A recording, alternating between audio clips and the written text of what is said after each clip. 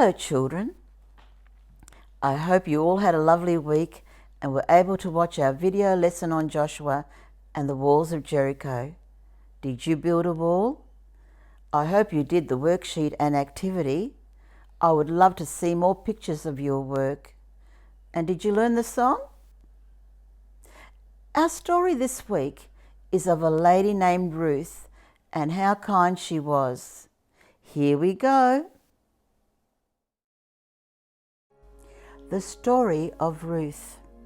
Our story today is of a famous character in the Bible. Her name is Ruth, and she is a wonderful, loving woman of faith. We are told in the book of Ruth, chapter 1, that an Israelite named Elimelech and his wife Naomi had two sons, Mahlon and Chilion, and lived in the town of Bethlehem in Judah. When the area was hit with a famine, they decided to leave to find food. They travelled to a nearby land of Moab and settled there to live.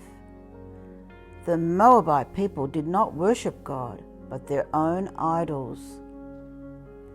Sometime later, Elimelech died. The two sons grew up and married local Moabite women, Ruth and Orpah. Sadly, tragedy struck again. 10 years after the two sons had settled in Moab, Mahlon and Chilion both died. It left 3 widows, Naomi and her 2 young Moabite daughter-in-laws, Ruth and Orpah. When Naomi heard that the Lord had provided food for the people back in Bethlehem, she decided to return. The 3 widows packed up their belongings. Naomi then told her 2 daughters-in-law, "Go back to your own mother's homes. May the Lord show you the same kindness you have shown to your dead husbands and to me. May God help you find new husbands." Naomi kissed them goodbye, and they both wept. "We will go back with you to your people," they replied. "No, you must return home," Naomi insisted. "You can marry again." Naomi felt embittered and that God was against her. Orpah and Ruth wept again. Orpah kissed Naomi goodbye and returned home to her mother's house. Ruth, however, clung hold of Naomi and would not let her go. "Orpah has returned to her people and their gods," said Naomi. "Go back with her." "Don't urge me to leave you," Ruth replied. "Where you go, I will go. Where you stay, I will stay. Your people will be my people, and your God will be my God. Where you die, I will die." When Naomi realized that Ruth was determined to stay with her, they both set off on the road to Bethlehem.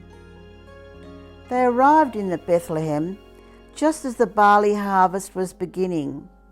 Their arrival caused quite a stir. Naomi's grief and suffering had changed her appearance so much that many did not recognize her. "Can this be Naomi?" people asked.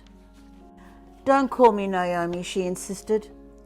"Call me Mara," which means bitter, "because God has made my life bitter. I went away full, that the Lord has brought me back empty. The Lord has brought misfortune on me." After Naomi and Ruth arrived in Bethlehem, they needed food. "Let me go into the barley fields to pick up the leftover grain." The poor were allowed to pick up the grain that the harvesters had left on the ground. "Go ahead, my daughter," Naomi replied. Ruth went into the fields belonging to Boaz. Boaz was a relative of Naomi's dead husband, Elimelech. Later, Boaz arrived and greeted the harvesters. "The Lord be with you." "The Lord bless you." Boaz noticed Ruth collecting grain with the poor. "Who is that woman?" She is the Moabite who returned with Naomi. She asked permission to pick up grain and has been working hard. Boaz went across to Ruth. Stay in these fields with the women who work for me. I have told the men not to lay a hand on you. When you get thirsty, help yourself to the water jars the men have filled. Ruth bowed down before Boaz. "Why are you treating a foreigner so kindly?" she asked. I have been told how you cared for Naomi. May God, under whose wing you have taken refuge, richly reward you. "Even though I am lower than one of your servants, you have spoken kindly to me and put me at my ease," Ruth responded. At mealtime, Boaz invited her to eat with the other harvesters. Have some bread and dip it into the wine, he said. He offered her roasted grain. Ruth ate all she wanted. When Ruth got up to continue working, Boaz gave secret orders to his men. Let her gather among the sheaves without telling her off. Even pull out some stalks from the bundles and drop them for her to gather. Ruth busily gathered grain until the evening. Ruth threshed the barley she had gathered and took it home to Naomi. It was a large amount, about 30 pounds, 13 kilograms. She also brought Naomi the food left over from the meal she had with Boaz and the harvesters. "Where did you gather grain today?" Naomi asked. "Who is that man who has been kind to you?" "Boaz," Ruth replied. "The Lord bless him," said Naomi. "He is a close relative we know as the guardian redeemer. He has an obligation to look after the relative who is in need." From that point on, Ruth continued gathering grains in the field belonging to Boaz. She stayed close to the other women gathering grain, knowing she would be safe. She worked hard in the barley harvest and then in the wheat harvest that followed, making sure that Naomi had enough food to eat. One day, Ruth's mother-in-law Naomi said to her, "My daughter, you must have a future where you will be provided for. Tonight Boaz will be winnowing barley. Wash, put on perfume, and dress in your best clothes." Then she told Ruth what to do next. Ruth made her way down to the threshing floor where Boaz was working, making sure she was not seen. When Boaz had finished eating and drinking, he lay down at the far end of the grain pile. Ruth crept up to him, uncovered his feet, and lay down. During the night, Boaz woke up to find a woman asleep at his feet. "Oh, who are you?" "I am your servant, Ruth," she replied. "Spread the corner of your garment over me, as you are my guardian redeemer of my family." "The Lord bless you. You have not run after younger men, and people know you are a woman of good character. I am your guardian redeemer, but there is another person more closely related than I am. If he is not willing to redeem you, then I will." Ruth lay at his feet until morning. Boaz filled the shawl she was wearing with grain to take back to Naomi. Boaz went to the town gate where business deals were done. When he saw the guardian redeemer, who was more closely related to Naomi's former husband, he asked him to sit down with the 10 elders gathered as witnesses. "Naomi is selling the land that belonged to our relative Elimelech.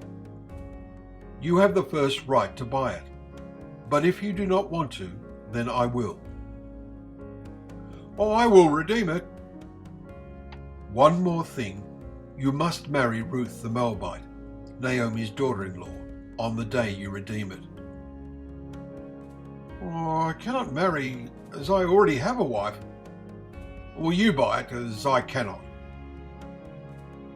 It was the custom to seal a deal on buying property by one party taking off a sandal and giving it to the other. The guardian redeemer, who had first choice on the land, took off his sandal and gave it to Boaz. Boaz made an announcement to the elders and those gathered. Today I have bought from Naomi the property of Elimelech and his sons Mahlon and Chilion. I have also acquired Ruth the Moabite as my wife. You are my witnesses. So Boaz married Ruth, and the Lord blessed them with a son. Women told Naomi, "Praise the Lord, he has looked after you in your old age. Ruth loves you and is better to you than 7 sons." Ruth and Boaz's son was called Obed. Obed was the father of Jesse, whose youngest son David became king of Israel. A descendant of David was Mary, the mother of Jesus.